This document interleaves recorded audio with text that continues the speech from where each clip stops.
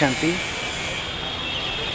आज विशेष भारतवासियों को और पूरे विश्व में जो भी भारत के प्रति प्रेम रखते हैं और जिनके बुजुर्ग भारत निवासी रहे और जो खुद भी भारत निवासी हैं, उन सभी को, बल्कि मैं यूँ कहूँगा जो भारत से जरा भी प्रेम करता हो, उस सभी के लिए आज के दिवस की अर्थात 15 अगस्त की आप सभी को ढेर सारी शुभकामनाएं और ढेर सारी बधाइयाँ इस स्वतंत्रता दिवस की। तो आइए, जब अंग्रेज़ों ने हमारे ऊपर कब्जा किया, हम गुलामियों की जंजीरों में जकड़े थे और हम आज़ाद हुए, तो उन लोगों की कुर्बानी को, उनके बलिदान को हमेशा हमेशा के लिए हम याद रखें।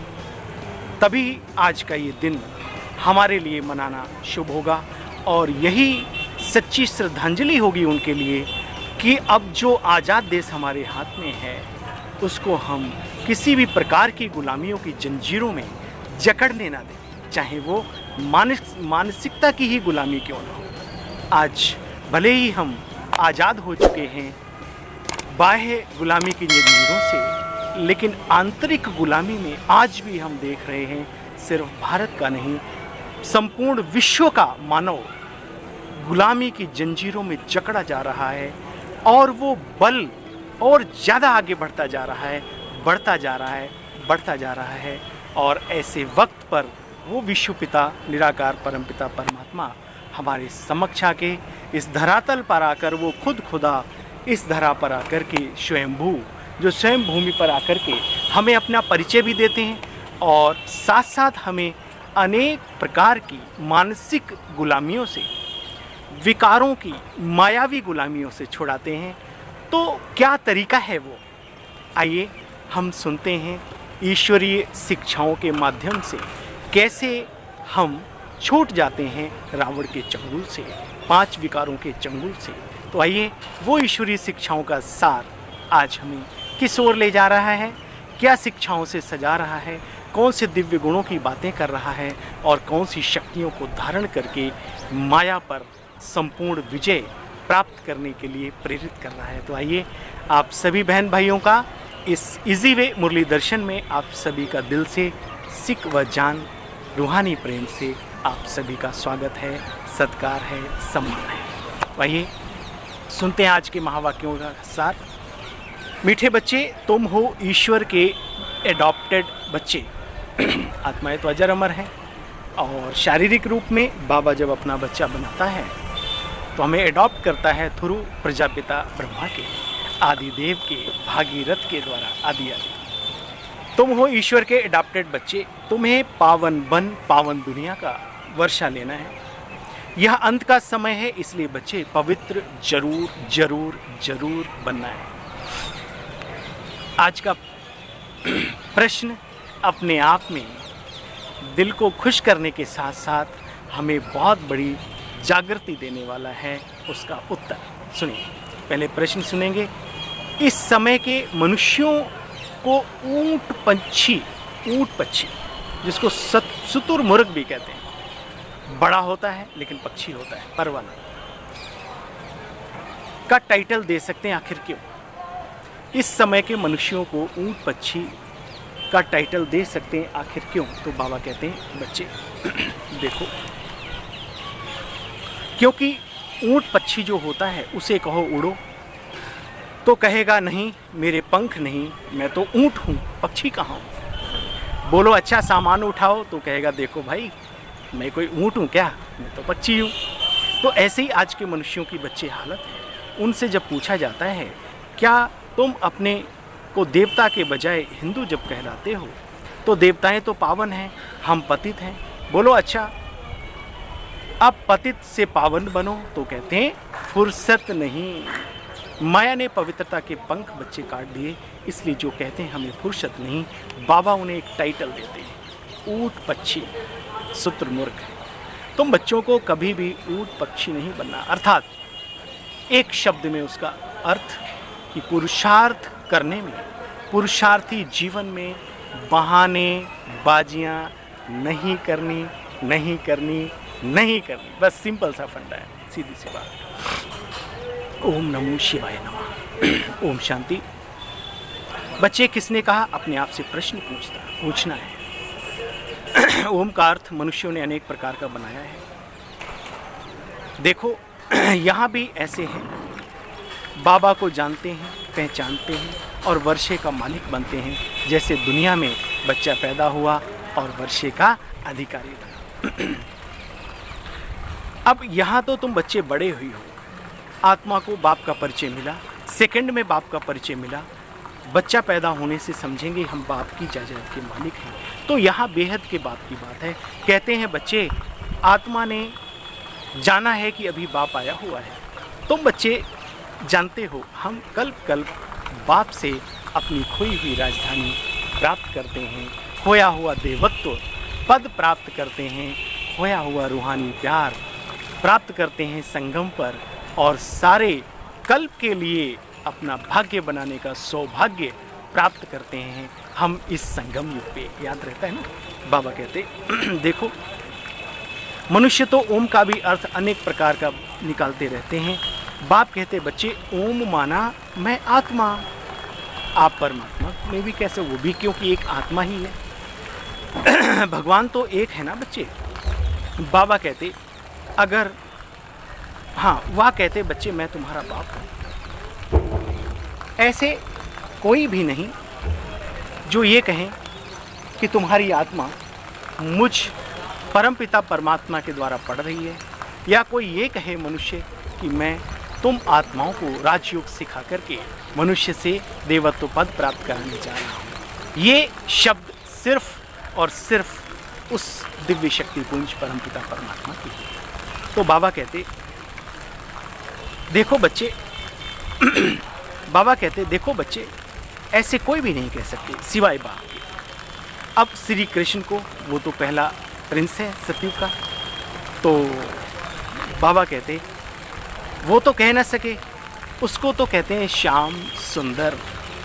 वो श्यामल वर्ण में भी आते हैं और सुंदर वर्ण में भी जाते हैं। बाबा कहते उनको पता नहीं कि परमपिता परमात्मा, उनको माना सांसारिक लोग, कि परमपिता परमात्मा कैसे आकर के मनुष्यों को देवता बनाते हैं, कैसे एडॉप्ट करते हैं। तुम बच्चे हो एडॉप्टेड चिल्ड्रन, ईश्वर के, भगवान के, अल्लाह के, खुदा के बच्चे, उस मालिक की संतान जो सारे संसार का ही नहीं संपूर्ण ब्रह्मांड का मालिक है। बाबा कहते फिर बाप कहते हैं मैं इनके मुख से कह रहा हूँ, क्या? मैं प्रजापिता ब्रह्मा के मुखार बिंद से कह रहा हूँ। क्या कह रहा हूँ? सुन बच्चे, तुम बच्चे मेरे हो, तो जो बाप के सागीर बच्चे हो, सही बहुत, जिन्होंने दिल में बाबा को बसाया, इनके अंदर से क्या आवाज़ आती है? तुम बच्चे कहते हो हाँ बाबा आप हमारे हो, तो बाबा हम भी आपके ही हैं, किसी और के नहीं हैं, हम भी आपके ही हैं। बुद्धि कहती है बाप जरूर आते हैं, कब आते हैं? ये विचार करने की बात है। बाबा ने कहा ये विचार करने की बात है। आखिर क्यों कहा विचार करने की बात? अगर बाबा सतयुग के संगम पे आ जाता तो सतयुग का सतयुग रह जाता, त्रेता और द्वापर के संगम पर आता तो त्रेता रुक जाता, और द्वापर में भी अगर आता तो द्वापर में आकर के कलयुग की स्थापना तो नहीं करता, जरूर सतयुग बनाता। तो अब बाबा कह रहे हैं मैं कलयुग के अंत में संगम युग पे आता हूँ और आकर के मनुष्यों का परिवर्तन के साथ साथ संपूर्ण समाज के साथ संपूर्ण संसार का, प्रकृति का भी परिवर्तन करता हूँ। तुम बच्चे जानते हो शिव बाबा के बच्चे सब आपस में ब्रदर्स हैं और भाई भाई हैं। बच्चे जब रचना होती है प्रजापिता ब्रह्मा के बच्चे बनते हो तो आपस में बहन और भाई बनते हो। कितना श्रेष्ठ है जीवन प्यारे बहनों और भाइयों, कितना भाग्य है हमारा इस संगम पर कि दो रिश्ते बहुत अच्छे हैं, एक तो भाई भाई का, दूसरा रिश्ता बहन और भाई का। सबसे श्रेष्ठ, सबसे शुद्ध इसकी अनुभूति में रहना है पूरे संगम में। जीवन में कभी भी, इस ज्ञानी योगी जीवन में आपको कभी भी कोई दुख, कोई परेशानी, कोई दिक्कत आ ही नहीं सकती। तो बाबा कहते, बच्चे अभी तुम पुरुषार्थ करते हो पारलौकिक बाप से पूरा वर्षा पाने के लिए। ये है कलयुग, इसको मृत्यु लोक भी कहते हैं। सतयुग को कहते हैं अमर लोक। यहाँ तो मनुष्य देखो कभी भी कहीं पर भी अकाले मृत्यु मरते रहते हैं। फिर बाबा ने कहा, देखो बच्चे, मनुष्य अपने को हिंदू कहलाते हैं। अच्छा, हिंदू धर्म किसने स्थापन किया? पूछो तो मूंछ पड़ते हैं, कह देते हैं गीता के द्वारा स्थापन हुआ। तो समझाया जाता है बच्चे, गीता के द्वारा तो आदि सनातन देवी देवता धर्म की स्थापना हुई, फिर वो तो बाद में हिंदू बने। देवताएं तो बच्चे बहुत पवित्र थे, हम तो पतित हैं, हम अपने को देवी देवता कैसे कहलाएं? तो समझाया जाता है अभी योगी बनो और पवित्र बनो, जीवन में सच्चरित्र बनो। तो समझाया जाता है बच्चे पवित्र बनो, फिर से देवी देवता धर्म में आ जाओ। तो कहेंगे हाँ भाइयों बहनों, हे ब्रह्मा कुमार कुमारी, हे प्रभु प्रिय आत्मा, देखो बात तो आपकी सही है, लेकिन मेरे बस का नहीं है कि मैं पवित्र बनूं। हमें फुर्सत कहाँ है? आपकी यह बात तो बहुत नई नहीं है। जो इस धर्म के होंगे उनकी समझ में ये सारी बातें आएंगी जरूर जरूर।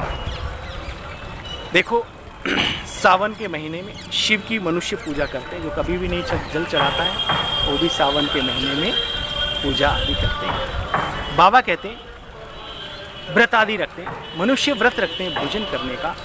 बाप कहते हैं विष मत खाओ, विकारों का भोजन करो, गंदगी से दूर रहो, बुरे विचारों का भोजन नहीं करना, कुविचारों का भोजन नहीं करना, तुच्छ छोटे दीनहीन विचारों से परहेज रखनी है, कभी भी अपने बुद्धि में वो चीज़ें नहीं डालें। तो बाबा कहते देखो बच्चे, मनुष्य तो पैदा ही विष से होते हैं। बाप कहते मेरी मत पर चल, संपूर्ण पवित्र और निर्विकारी बनो, तुम लक्ष्मी नारायण जैसा मालिक बन जाएंगे। तुम्हारी पढ़ाई बहुत बहुत बहुत भारी है, बहुत बहुत बहुत भारी है। मनुष्य से देवता बनने का पुरुषार्थ कराती है। इस समय तो बच्चे इस झूठी दुनिया के लिए गायन है, झूठी माया झूठी काया झूठा सब संसार। बाबा कहते हैं इस समय आत्मा झूठी तो शरीर भी झूठा ही है बच्चे। यह योग अग्नि है जिसमें खाद भस्म हो, हम सच्चा सोना बन बाप के साथ चले जाएंगे। अब मैं सोनार हूँ, बच्चों को भट्ठी में डालता हूँ। बाप कहते बच्चे याद रखना, भंभोर को तो आग लगनी ही लगनी है। भंभोर माना क्या? ये अपना शरीर भी जब जड़ जड़ीभूत अवस्था को प्राप्त होता है, आखिर तो ये समाप्त तो होता ही होता है। और हिंदू धर्म में और भी कहीं करते हो मुझे पता नहीं, लेकिन विशेषकर यहाँ तो अग्नि संस्कार सबसे अच्छा माना जाता है। तो बिल्कुल थोड़ी सी राख बचती है जाकर के, और संसार रूपी भंभोर में भी आखिर ये प्रगति प्रगति प्रगति। दुनिया में कहते जो चीज़ बनी है वो मिटेगी जरूर। आज की बजाय कल हो सकता है, समय थोड़ा कम या ज़्यादा हो सकता है। इसलिए हमेशा याद रहे कि दोनों ही प्रकृति रूपी भंभोर को आग लगेगी जरूर। बाबा कहते देखो बच्चे, तुम इन बातों को अच्छी तरह से जानते हो। सोनार के साथ साथ मैं धोबी भी हूँ। मैं तुम्हारी आत्मा को धोने आता हूँ। सिर्फ और सिर्फ एक बात पक्की करनी है कि बच्चे मुझे याद करना है। बाबा कहते हैं और कुछ नहीं करना। वो तो आपस में लड़ते रहते हैं बच्चे, बाहुबली वाले विश्व का मालिक बन न सके, उनमें इतनी ताकत नहीं है। हाँ, अगर क्रिश्चियन उनमें ताकत नहीं, अगर क्रिश्चियन और दो भाई मिल जाएं तो विश्व का मालिक बन सकते हैं, परंतु कभी भी ऐसा होगा नहीं। ये लॉ नहीं है, नियम नहीं है प्रकृति का। बाबा ने कहा था एक को शांत करो, दूसरा खड़ा हो जाता है। बम तैयार किए, हम ये कर देंगे, हम ये कर देंगे, आदि आदि करते रहते हैं। तो बाबा ने कहा अब तुम बच्चे जानते हो, दिखाया गया है दो बिल्ले आपस में लड़े और माखन बंदर को मिल गया। तो बाबा कहते हैं मक्खन वो नहीं, श्री कृष्ण के भी मुख में विश्व की बादशाही का गोला दिखाते हैं, पूरा ब्रह्मांड दिखाते हैं। तो बाबा कहते हैं वो तुम बच्चों को मिल जाएगा, अर्थात विश्व की राजधानी, विश्व राजगुरु, ये हमारा भारत कहलाएगा। तो बाप अपने बच्चों को समझाते रहते हैं, बच्चे खबरदार रहना, कभी भी किसी को भी दुख आदि नहीं देना, ना देने के निमित्त बनना, और कोशिश करो किसी को देने भी नहीं दो। जितनी आपके अंदर ताकत है सुख देने में, दुआएं लेने में अवश्य लगाओ। बाबा कहते हैं बच्चे खबरदार रहना, कभी किसी को दुख नहीं देना, बाप तो दुख हरता सुख करता है ना। तो तुम भी 5 विकारों का दान देते रहो, दे दान तो छूटे ग्रहण, ये भक्ति में भी कहते हैं। हाँ, एक लाल किताब निकल गई है संसार में, बहुत पहले से निकली है, कई वर्ष हो गए। तो विशेष दान की प्रवृत्ति कैसे बढ़े, और कई चीज़ें दिखाई हैं। भाई आपके ऊपर राहु है, शनि है, फलाना है, ग्रह है, ये लगा हुआ है, तो आप 5 किलो चने की दाल दो, ये करो, 2.25 किलो आदि आदि। तो बाबा कहते हैं दुनिया में भी दान का बहुत बहुत महत्व है। तो कहावत है दे दान तो छूटे ग्राहक। अब बाबा यहाँ पर क्या कौन से दान की बात करते हैं, आप सभी बाबा के बच्चे बहुत अच्छी तरीके से जानते हो। बुराइयों का दान, विकारों का दान, वो गंदगी जो ना हमारे काम की है, ना समाज के काम की है, किसी काम की नहीं है, अरे उसे देने में भी क्या आगे पीछे करना, क्या सोचना। बाबा कहते हैं दे दान तो छूटे ग्रहण, 5 विकारों का दान दे दो तो दुख का ग्रहण छूट जाएगा।